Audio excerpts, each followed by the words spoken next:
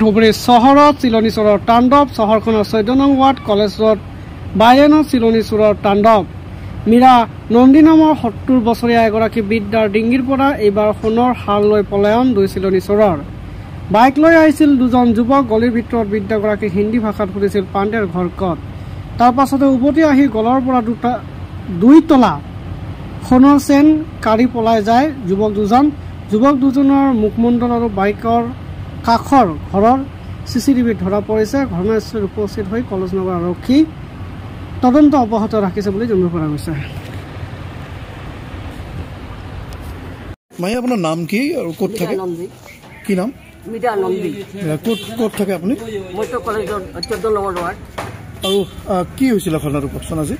মই ওলাই গৈছোঁ মই সুধি আছিলে যে পণ্ডিতৰ ঘৰ কোনটো আছিলে মোক আপুনি হিন্দী ভাষী নেকি মোক কৈছে নহয় মই হিন্দী ভাষী নহয় আপুনি হিন্দী পঢ়িব পাৰে মই নোৱাৰোঁ মই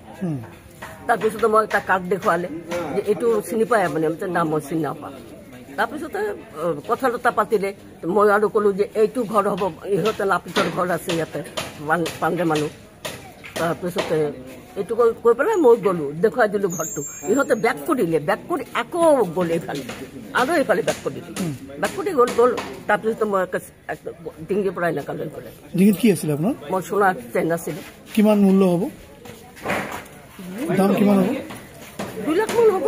আৰু লগত কি লকেট আছিলে এটা এটা কি ক'ব মানে ঘৰৰ সন্মুখৰ পৰা আপোনাৰ কেনেকৈ ইয়াতে ঘৰৰ সন্মুখৰ পৰা ইয়াৰ পৰা থানা কিমান দূৰ বেছি দূৰ নহয় চিচিটিভিটো আহিছে এটা চিচিটিভিত কাৰ ফেচ আহিছে 2টা ল'ৰা ফেচ বাইকটো আহিছে নম্বৰ প্লেট নাই নম্বৰ প্লেট নাই কি ক'ব দিন দুপৰতে যদি এনেকুৱা ধৰণৰ ঘটনা হয় এতিয়া আপোনালোক কি ভাবিছে তাৰপিছত ডিঙি কাটি লৈ যাব কেতিয়াবা হাতটো কাটি লৈ যাব এইটোৱে হ'ব ঠিক আছে